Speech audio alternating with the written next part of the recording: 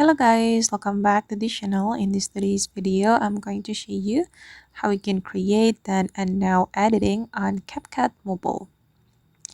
Okay, let's get into it guys. First of all, I'm going to open up my Capcut application on my mobile phone, and then I'm going to create a new project on Capcut.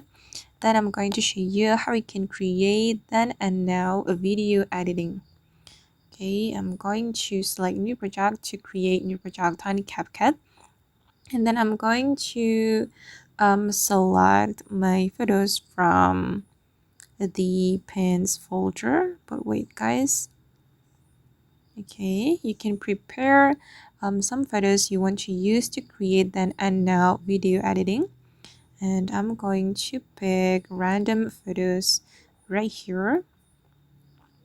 Okay, better if you choose your child photos and then your adult photos and your teen photos like this, and then we can click on add to add the photos to our project.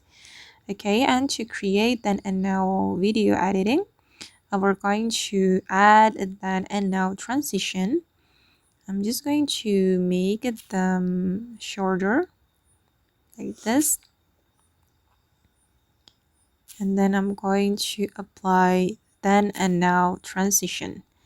But wait, I'm still adjusting the duration of my photo. Okay, and then I'm going to go to the transition. Okay, tap on the transition, and then we're going to choose the then and now transition. We can simply search for then and now transition. I'm going to search it. Okay. Okay, and this is the then and now transition we can apply. You can tap on the apply and then click on apply to all to apply this transition to all your clips.